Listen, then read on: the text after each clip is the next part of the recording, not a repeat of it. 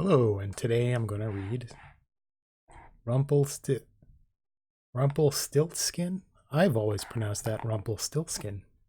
I've been wrong all this time, maybe. There was once a miller who was very poor, but he had a beautiful daughter. Now it once happened that he had occasion to speak with the king, and in order to give himself an air of importance, he said, "I have a daughter who can spin gold out of straw." That would be a lie. The king said to the miller, "That is an art in which I am much interested. If your daughter is as skillful as you say she is, bring her to my castle tomorrow, and I will put her to the test." He shouldn't say yes to that. Accordingly, when the girl was brought to the castle, the king conducted her to a chamber which was quite full of straw, gave her a spinning wheel and a reel, and said, "Now set to work, and if between tonight and tomorrow at dawn you have not spun this straw into gold, you must die." Thereupon he carefully locked the chamber door, and she remained alone. "That is an awful father. And where is her mother?" There sat the unfortunate miller's daughter, and for the life of her she did not know. Oh, and for the life of her did not know what to do. That's strange grammar. She had not the least idea how to spin straw into gold. Nobody would. And she became more and more distressed until at last she began to weep. And I apologize. You've got old books, and sometimes somebody spills something like this is from the 60s, the 1960s, so maybe many people have been reading this, have owned this. Okay, so she began to cry.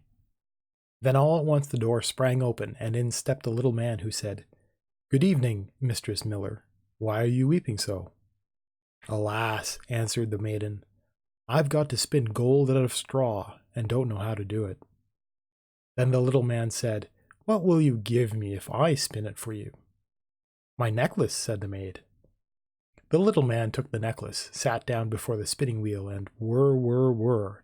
In a trice the reel was full. I don't know the word trice, and I apologize, but we're going to pause for a second while I go and I look that up, because that's always a good idea. And normally I would share my browser, but I'm not going to, because I haven't set that up because I don't plan ahead. A brief space of time, an instant, chiefly used in the phrase "in a trice." To haul up or and lash or secure something such as a sail with a small rope. Okay, so we're in a trice, so in an instant. And I believe in American legal parlance that is 2 seconds. Then he fixed another reel, and whir, whir, whir, thrice round, and that too was full. And so it went on until morning, when all the straw was spun, and all the reels were full of gold. Immediately at sunrise the king came, and when he saw the gold he was astonished and much pleased, but his mind became only the more avaricious. So he had the miller's daughter taken to another chamber full of straw, larger than the former one, and he ordered her to spin it also in one night, if she valued her life. The maiden was at her wit's end and began to weep. Then again the door sprang open, and the little man appeared and said, "What will you give me if I spin the straw into gold for you?" "The ring off my finger," answered the maiden. The little man took the ring, began to whir again at the wheel, and by morning had spun all the straw into gold. The king was delighted at sight of the masses of gold, but was not even yet satisfied. So he had the miller's daughter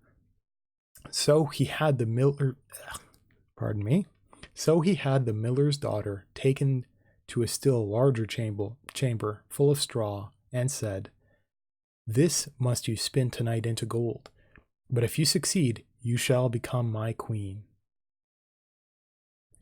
Even if she is only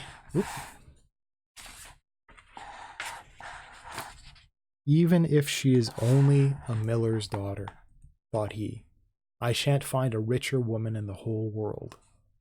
I think maybe he's thinking she's just going to keep doing that. When the girl was alone, the little man came again and said for the third time, "What will you give me if I spin the straw for you this time?"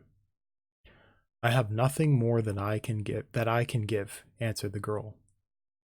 "Well, promise me your first child if you become queen." Who knows what might happen, thought the miller's daughter, but she did not see any other way of getting out of the difficulty.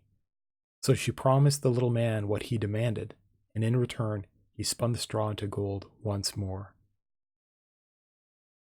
I think if her mother was in the picture, she'd have something to say about that. When the king came in the morning and found everything as he had wished, he celebrated his marriage with her, and the miller's daughter became queen. After a year afterwards, a beautiful child was born, but the queen had forgotten all about the little man. However, he suddenly entered her chamber and said, "Now give me what you promised." The queen was terrified and offered the little man all the wealth of the kingdom if he would let her keep the child. But the little man said, "No, I would rather have some living thing than all the treasures of the world." But the queen began to moan and weep to such an extent that the little man felt sorry for her.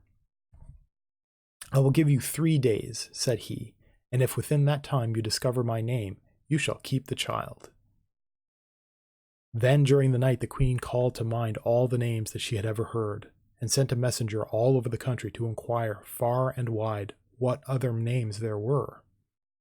When the little man appeared the next day, she began with Caspar, Melchior, Balthazar, and mentioned all the names which she knew, one after the other. But at every one the little man said, "No, no, that is not my name." The second day she had inquiries made all round the neighborhood for the names of people living there, and suggested to the little man all the most unusual and strange names.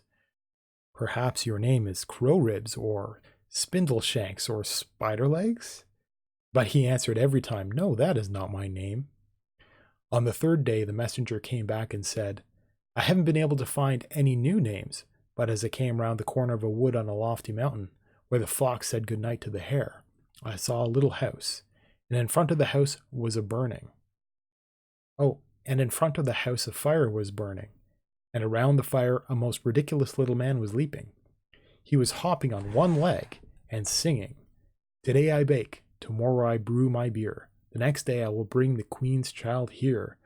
Ah, lucky 'tis that not a soul doth know that Rumpelstiltskin is my name. Ho ho!'" You can imagine how delighted the queen was when she heard the name, and soon afterwards when the little man came in and asked, "Now, your majesty, what is my name?" At first she asked, "Is your name Tom?" "No." "Is it Dick?" "No." "Is it by chance Rumpelstiltskin?"